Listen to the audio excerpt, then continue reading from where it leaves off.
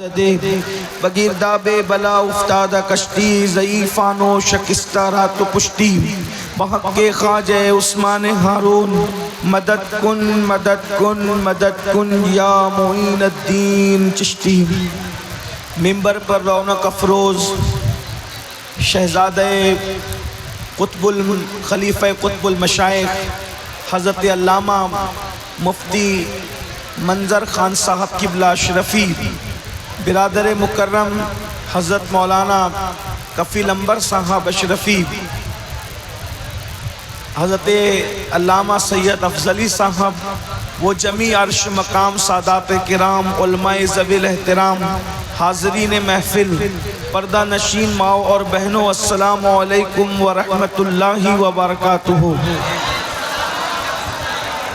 انتہائی احترام و عقیدت کے ساتھ اپنے اور ساری کائنات کے مرکز عقیدت، انیس بے کساں چارہ ساز درد مندام، ہم غریبوں کے غم گسار، ہم فقیروں کی ثروت، شہر یار ارم، تاجدار حرم، نوبہار شفاعت، شب اسرا کے دولہ، نوشہ بزم جنت، دانائے سبل مولائے کل ختم الرسل، خسرو خوباں سیاح لامکاں وجہ کن فکاں، در اللہ المکنون سر اللہ المخزون، عالم ما کانا وما یکون، آب و گل انبیاء جان و دل اصفیاء، مطلع ہر سعادت مقطع ہر سیادت، خلاصہ کائنات فخر موجودات، حضور احمد مجتبی محمد مصطفیٰ، ارواحنا فدا صلی اللہ تعالی علیہ وآلہ وصحبہ وبارک وسلم کی بارگاہ بے کس پناہ میں جس طریقے سے پڑھاؤں بلند آواز سے سب مل کر میرے ساتھ پڑھیں۔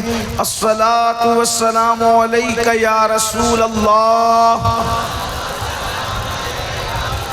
الصلاۃ والسلام علیک یا نبی اللہ، الصلاۃ والسلام علیک یا حبیب اللہ، وعلى آلك وأصحابك يا نور الله صلی اللہ تعالی علیہ وسلم۔ بندہ ملنے کو قریب حضرت قادر گیا، بندہ ملنے کو قریب حضرت قادر گیا، لمعہ باطن میں گمنے جلوہ ظاہر گیا، واسطہ پیارے کا ایسا ہو کہ جو سنی مرے، واسطہ پیارے کا ایسا ہو کہ جو سنی مرے، یوں نہ فرمائے تیرے شاہد کہ وہ فاجر گیا، اور عرش پر دھومے مچے وہ مومن صالح ملا، عرش پر دھومے مچے وہ مومن صالح ملا، فرش سے ماتم اٹھے وہ طیب و طاہر گیا، فرش سے ماتم اٹھے وہ طیب و طاہر گیا، اور ٹھوکرے کھاتے پھرو گے ان کے در پہ پڑ رہو، اور اس سے پہلے کیوں جناب ابو ہریرہ تھا وہ کیسا جام شیر، کیوں جناب ابو ہریرہ تھا وہ کیسا جام شیر، جس سے 70 صاحبوں کا دودھ سے منہ پھر گیا، اور ٹھوکریں کھاتے پھرو گے ان کے در پہ پڑ رہو، قافلہ تو اے رضا اول گیا آخر گیا۔ یقیناً جالے کی سرزمین سے جو میرے حوالے سے محبتیں ہیں، وہ محبتیں میں نے کچھ خاص پہلے دیکھی تھی، حضرت علامہ مفتی منظر صاحب اور بھائی کفیل انور کی شکل میں، کہ یہ لوگ مجھ سے بڑی محبت کرتے ہیں، لیکن آج مجھے یہاں آ کر کے پتہ چلا کہ جالے کے خواص ہی نہیں بلکہ جالے کی عوام بھی محبت کرنے میں بے مثال ہیں۔ نعرہ تکبیر، نعرہ رسالت۔ ایسا بارش کا ماحول ہو اور کھڑے ہونے کا معاملہ ہو تو لوگ میدان چھوڑ کے بھاگ جاتے ہیں، لیکن واقعی جالے والوں پر مخدوم سمنا کا خاص فیضان ہے کہ ان کے دلوں کے اندر نبی اور آل نبی کی سچی محبت موجود ہے۔ میں بہت دیر تک آپ کو آزمائش میں نہیں رکھوں گا، اس لیے کہ اگر آپ ہم سے محبت کرتے ہیں تو اس کا یہ مطلب نہیں کہ ہم آپ کا امتحان لیں، آپ کھڑے ہوئے بھی ہیں، بارش بھی ہو رہی ہے، آپ بھیگ بھی رہے ہیں، اس لیے میں بہت مختصر گفتگو کرنا چاہوں گا، اور اگر آپ کا شوق سلامت رہا میرے ساتھ تو جتنی دیر آپ سننا چاہیں گے پھر میں اتنا سناؤں گا بھی انشاءاللہ۔ چونکہ آج کی یہ محفل خلیفہ قطب المشائخ حضرت علامہ ناظر خان صاحب قبلہ اشرفی رحمت اللہ علیہ کے عرس سراپا قدس کے موقع پر منعقد ہے۔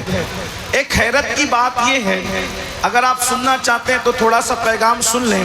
میں مشکور ہوں اپنے علماء کا، شعراء کا، کہ جنہوں نے اپنا وقت مجھے سونپا، بالخصوص حضرت علامہ سید افضلی صاحب، انہوں نے بھی کرم فرمائی کی، لیکن میں بھی اپنے وقت سے کچھ مختصری کرنا چاہوں گا۔ اگر آپ سننا چاہتے ہیں تو ایک بات میں آپ کو عرض کروں، دنیا کا کوئی مذہب ہو اور دنیا کا کوئی مسلک ہو، کسی کے سینے میں اتنا بڑا دل نہیں ہے کہ وہ موت پر خوشی مناتا ہو۔ دنیا کا ہر مذہب موت پر غم کرتا ہے، دنیا کا ہر مسلک موت پر غم کرتا ہے۔ یہ تنہا سنی ہے کہ جو موت پر خوشی مناتے ہیں، اور خوشی بھی کس نام سے مناتے ہیں؟ عرس کے نام سے مناتے ہیں۔ عرس کا مطلب ہی ہوتا ہے دولہا اور دلہن کے، عرس کا مطلب مجازن خوشی کے ہوتا ہے۔ اندازہ فرمائیں بھائیوں، کسی کا باپ مر جائے تو وہ مرن دن مناتا ہے، کسی کا مولوی مر جائے تو وہ موت کا دن مناتا ہے، لیکن تنہا سنی ہے پوری کائنات کے اندر جو موت کے دن بھی عرس مناتا ہے، جشن مناتا ہے۔ آخر وجہ کیا ہے؟ اس کی وجہ سنیوں کا یقین ہے، یقین۔ وجہ یہ ہے کہ کس کا مرنے کے بعد کہا جاتا ہے یہ ان کو پتا ہے، لیکن سنیوں کو پتا ہے کہ جب ہمارے مقبول بندے دنیا سے جاتے ہیں تو ان کی خدا سے ملاقات ہوتی ہے اور وہ اللہ سے وصال کرتے ہیں۔ اس لیے ہم اس دن کو خوشی کے طور پہ مناتے ہیں، اس لیے کہ اللہ اکبر، جب یار کا دیدار ہو تو پھر غم کیسا، آج بھولے نہ سمائیں گے کفن میں آسی، موت کی شب ہے کس گل سے ملاقات کی راہ۔ اور پھر ایک خاص بات، یہ تو میں نے اپنے جذبات پیش کیے۔ اگر آپ بخاری شریف کی حدیث پر توجہ کریں تو ہر ایک کی موت الگ ہے اور ولی کی موت الگ ہے۔ ولی کی موت کی شان کیا ہے؟ میرے نوجوانوں، ولی جب دنیا سے جاتا ہے تو ایسے ہی نہیں جاتا، بلکہ ولی دنیا سے کی شان سے جاتا ہے۔ اللہ تبارک و تعالی حدیث قدسی میں ارشاد فرماتا ہے، وہ حدیث قدسی جو بخاری شریف کتاب الزہد کے اندر موجود ہے۔ آج کل کے نوجوان لڑکے سمجھتے ہیں سب ایسے ہی مرتے ہیں، سب ایسے ہی مرتے ہیں، ایک لکڑی سے سب کو ہانکنے کی کوشش نہ کرے۔ سب کی موت برابر نہیں ہے، سب کی موت اکول نہیں ہے، سب کی موت یکساں نہیں ہے۔ آؤ، جسے مومن کامل یعنی اللہ کا ولی کہتے ہیں، اس کو کیسے موت آتی ہے، اس کی موت کی شان کیا ہے؟ بخاری شریف کتاب الزہد کی وہ آخری حدیث کا حصہ ہے۔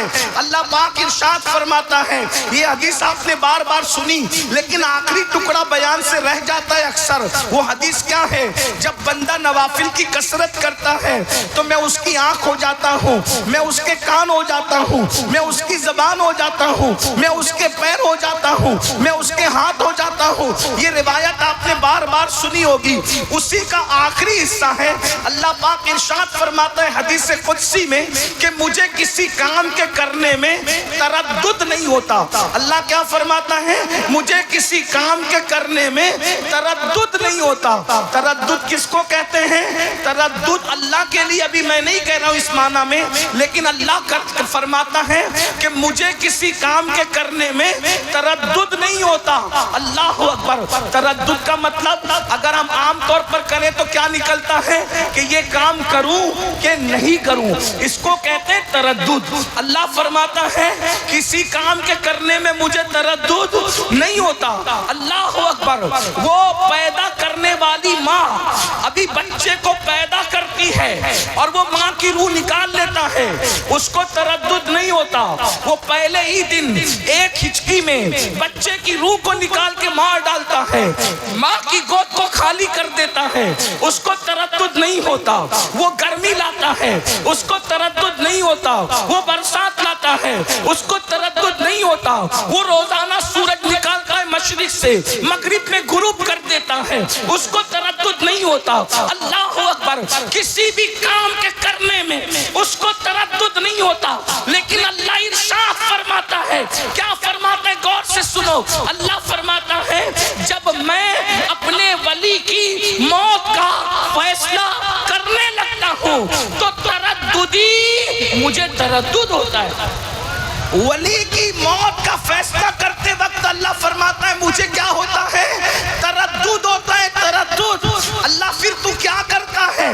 تو حدیث پاک کا مفہوم ہے، اللہ ارشاد فرماتا ہے تو میں اپنے فرشتوں کو اس ولی کے پاس بھیجتا ہوں، اور وہ فرشتے اس ولی کے پاس جاتے ہیں، اور جانے کے بعد آخرت کی نعمتوں کا ذکر کرتے ہیں، آخرت کی نعمتوں کا تذکرہ کرتے ہیں۔ اس مضمون کو ایک مقام پر قرآن یوں بیان کرتا ہے، ان الذین قالوا ربنا اللہ ثم استقاموا تتنزل علیہم الملائکہ الا تخافوا ولا تحزنوا وابشروا بالجنۃ التي کنتم توعدون نحن اولیاؤکم فی الحیاۃ الدنیا وفی الآخرہ۔ اللہ اکبر، اللہ ارشاد فرماتا ہے جن لوگوں نے کہا بے شک ہمارا رب اللہ ہے، ثم استقاموا، استقامت کے ساتھ اس پر ڈٹ گئے، پھر کیا ہوتا ہے؟ تتنزل علیہم الملائکہ، ان پر اللہ کے فرشتے نازل ہوتے ہیں۔ ارے وہ فرشتے آتے ہیں اور آ کر اس ولی کو نعمت آخرت بتاتے ہیں، آخرت کی نعمتوں کا ذکر کرتے ہیں، دیدار الہی کا ذکر کرتے ہیں، دیدار رسول کا ذکر کرتے ہیں، جنت کی نعمتوں کا تذکرہ کرتے ہیں۔ تو پھر وہ ولی خود سے کہتا ہے فرشتوں یہ نعمتیں اور دیدار مجھے ملے گا کب؟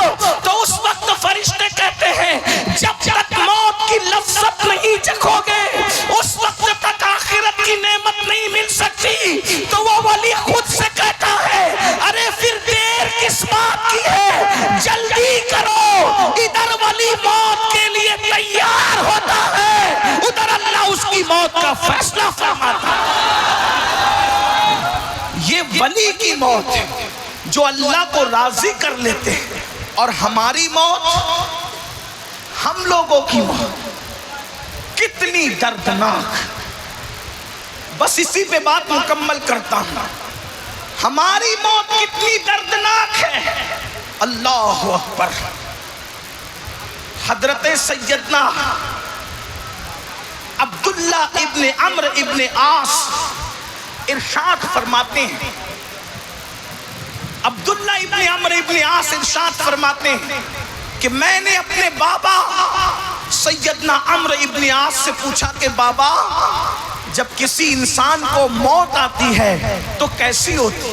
ولی کی موت تو آپ نے سن لی کہ جب تک ولی خود نہیں چاہتا اس کی موت کا فیصلہ نہیں ہوتا، اور ولی کی موت سے پہلے فرشتے ہزاروں کی تعداد میں اس کے پاس جمع ہوتے ہیں اور اس سے کلام کرتے ہیں، اس کو خوشخبری دیتے ہیں۔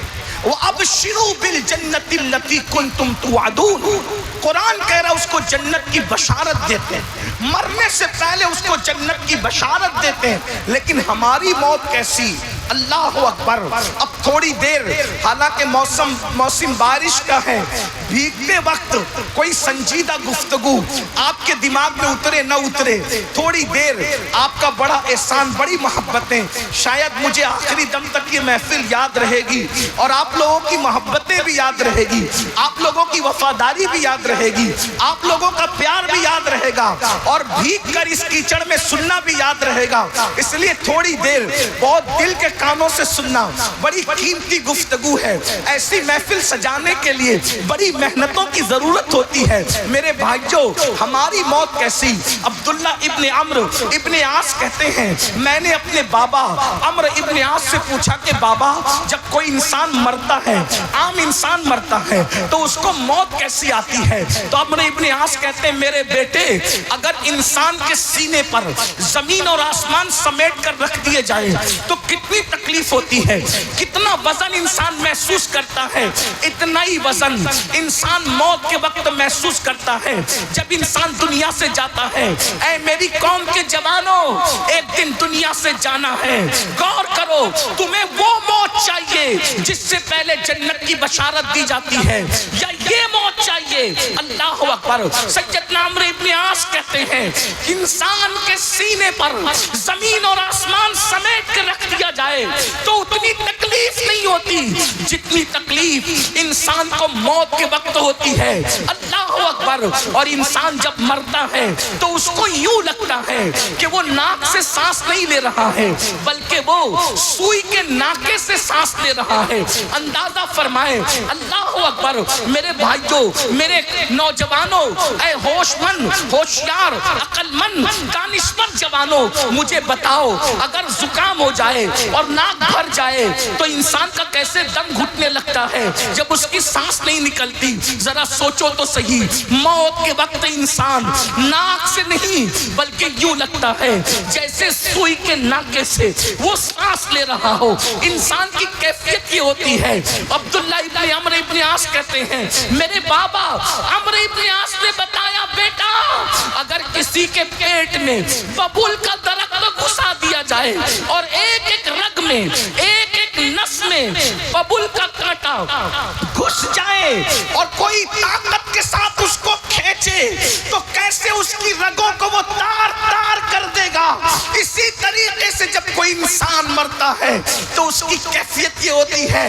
یہ تو عام انسان کے مرنے کی کیفیت ہے، لیکن اب سنو، دل کے کانوں سے سنو، جب بے نمازی مرتا ہے تو بے نمازی، اللہ اکبر، کتنی دردناک اس کو موت آتی ہے۔ سب سے زیادہ عبرت انگیز موت، سب سے زیادہ دردناک موت بے نمازی کو آتی ہے۔ اللہ اکبر۔ وہ نماز جس سے ہم کوسوں دور ہیں، وہ نماز جس کا نام سن کر کے ہم اس کی فضیلت بھی اب معاذ اللہ سننا نہیں چاہتے۔ علماء نماز پر گفتگو کرتے ہیں تو ہمیں جان پر آتی ہے، ہمارے کانوں پر جوں تک نہیں رینگتی۔ اے میرے آقا علیہ السلام کے دیوانوں، مصطفیٰ جان رحمت کے غلاموں، ولیوں کے نام پہ جان دینے کی بات کرنے والوں، ایک دن موت تم کو بھی آنا ہے، ایک دن موت ہمیں بھی انشاءاللہ آنے والی ہے۔ موت کی تلوار ہمارے سروں پہ لٹک رہی ہے۔ میرے جوانوں، فرمایا گیا سب سے زیادہ دردناک اور خوفناک موت بے نمازی کو آتی ہے۔ جب بے نمازی دنیا سے جاتا ہے تو اللہ اس پر اتنی پیاس مسلط کرتا ہے اگر 7 سمندروں کا پانی بھی اس کے منہ میں انڈیل دیا جائے، 7 سمندروں کا پانی بھی اس کے منہ میں انڈیل دیا جائے تو بھی دنیا کی کوئی طاقت اس کی پیاس کو بجھا نہیں سکتی۔ اب آپ سے میں پوچھنا چاہتا ہوں، اللہ اکبر، پیاس لگی تھی 7 سمندروں والی اور رشتہ دار قطرہ قطرہ پانی چمچے سے پلا رہے ہیں تو بتاؤ کیا ہو رہا ہوگا؟ آپ کو تجربہ ہوگا جب پیاس زیادہ لگتی ہے اور کم پانی پلایا جائے تو پیاس بجھتی نہیں ہے بلکہ پیاس اور بڑھتی چلی جاتی ہے۔ مسلمانوں ذرا سوچو تو صحیح، ذرا توجہ تو کرو۔ اللہ اکبر۔ اندھیرا گھر، اکیلی جان، دم گھٹتا، دل اکتاتا، خدا کو یاد کر پیارے، وہ ساتھ آنے والی ہے۔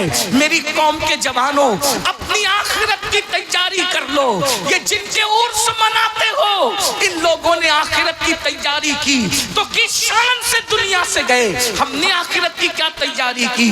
قرآن کہتا ہے وَلْتَنْظُرْ نَفْسٌ مَا قَدَّمَتْ لِغَدٍ وَاتَّقُوا اللَّهَ إِنَّ اللَّهَ خَبِيرٌ بِمَا تَعْمَلُونَ۔ اے ایمان والو، اللہ سے ڈرو اور آخرت کی فکر کرو کہ تم نے آخرت کے لیے کیا بھیجا ہے۔ بتاؤ آخرت کے لیے کیا بھیجا ہے؟ آخرت کے لیے کیا بھیجا ہے؟ یہی کہ آج مسلمان زنا میں ڈوبا ہے، یہی آخرت کے لیے بھیجا ہے۔ آج مسلمان نشہ کر رہا ہے، یہی آخرت کے لیے بھیجا ہے۔ آج مسلمان شراب پی رہا ہے، یہی آخرت کے لیے بھیجا ہے۔ آج مسلمان جھوٹ بول رہا ہے، یہی آخرت کے لیے بھیجا ہے۔ آج مسلمان اپنی بیوی بچوں پہ ظلم کر رہا ہے، یہی آخرت کے لیے بھیجا ہے۔ کیا بھیجا ہے؟ آخرت کے لیے مجھے بتاؤ۔